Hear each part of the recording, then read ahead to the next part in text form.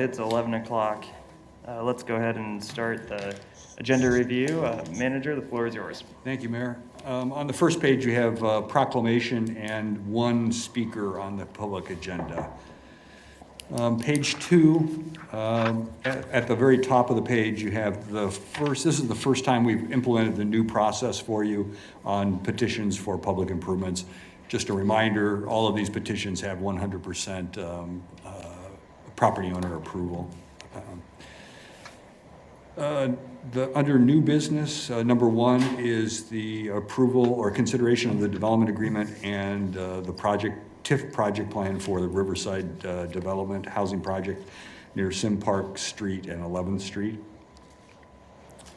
Some of the TIF proceeds will be used for public improvements that will include bike pedestrian path, a trailhead for that path, public parking, and path lighting. Number 2 is basically a technical presentation for you to lock in on a construction approach, a treatment approach for the BNR improvements to the sewage treatment system. Those are required by the federal government, and if we can receive your approval for the final approach, then we'll use that analysis that's been prepared to help us prepare the WIFIA and the state revolving loan fund applications. Number 3 is a project to improve, I believe it's 4 32-year-old clarifiers at sewage treatment plant number 2. That's all on page 2. On page 3, this is our agreement with Syndio for the placement of temporary employees to do work in the organization. And we've had a long-term arrangement with placement agencies for this type of work.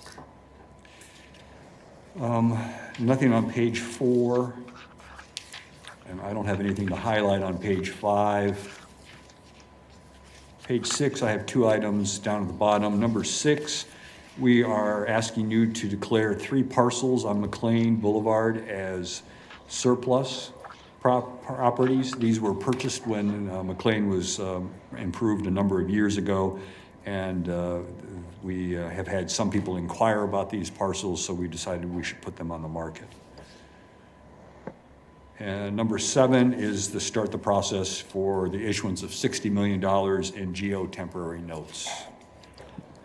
That's all I have on page 6. On page 7, at the bottom, number 10, this would extend the contract with the Guild Group, who is providing us with RAD assistance, and this would just simply extend the dates for that contract, amend the scope somewhat to reflect the work they're doing, but there's no change in the contract amount.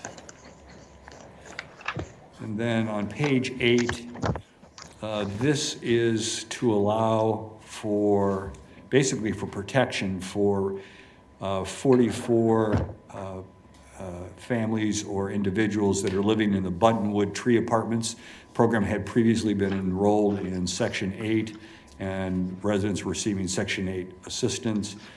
Buttonwood has withdrawn from that program, and this would provide voucher protection for those families. And that's all I have. All right. Any questions about the agenda? If none, is there any comments for the good of the group or discussion? Stay warm. Seconded. Anything else? All right, if there are no objections, then we shall adjourn. Thank you. We are adjourned.